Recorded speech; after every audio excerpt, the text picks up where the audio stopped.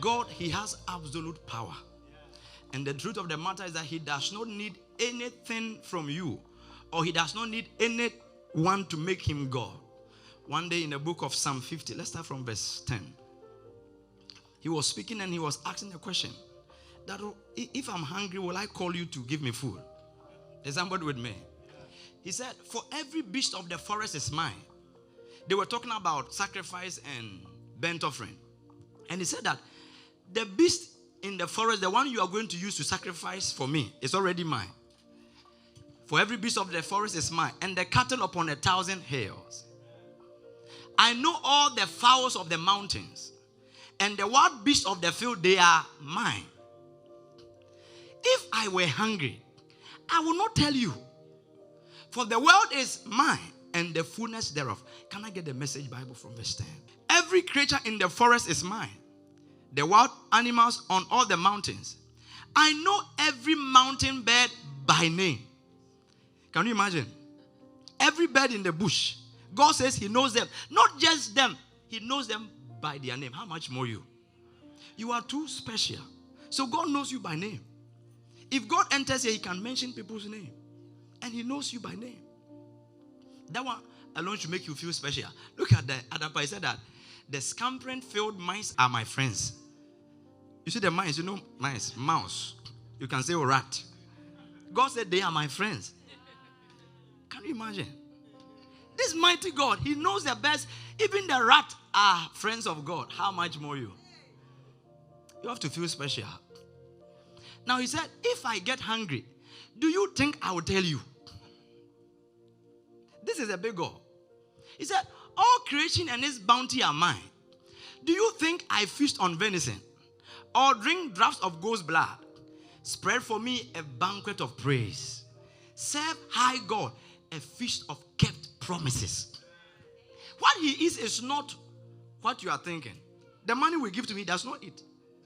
It's the church we use the money. But we give to God, but human beings use the money.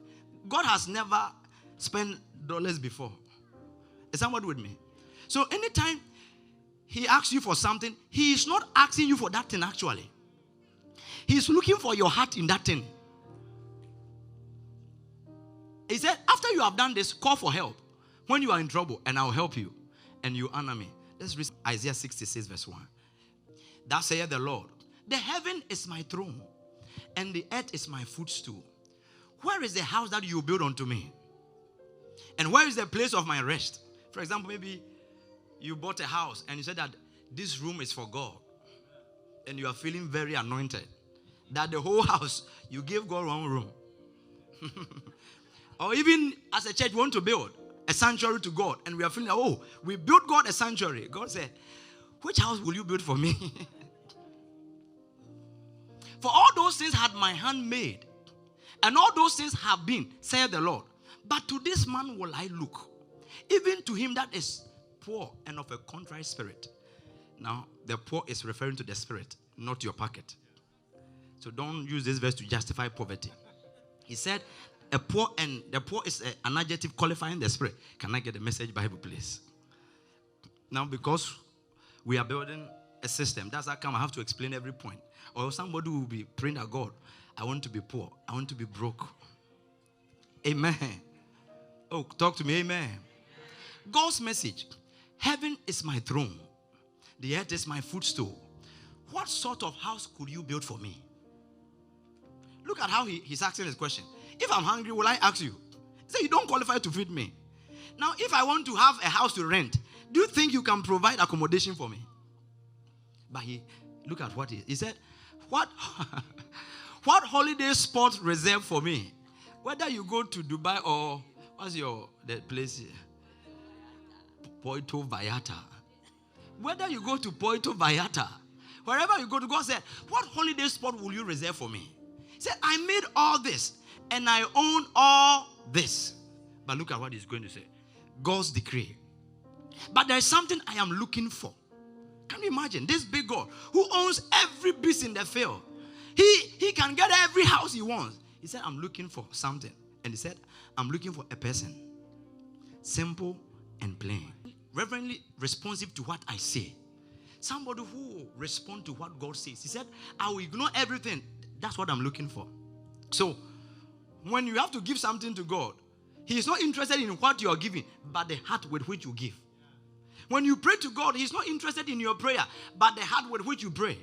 When we praise God, He's not interested in you lifting up your hand, but the heart. Okay, Lamentations 3 verse 41. Look at what He said. The King James, please. He said, let us lift up our heart with our hands unto God. So when we are lifting up our hands, make sure your heart is in your hand. Did you see that? He said, let us lift our heart with our hands unto God. So when we are going to God, He's looking for your heart, the quality of your heart, that you acknowledge that He's God, that you are grateful for all that He's done for you, that you acknowledge that there's no one like Him. He said He made heaven His throne. The whole heaven is where He sits. Then the earth is His footstool. The whole planet Earth, His 2 feet are standing on it. Can you imagine how big our God is?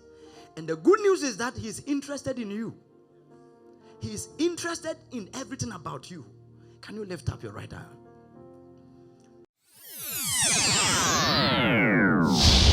Christ Palace International Ministries.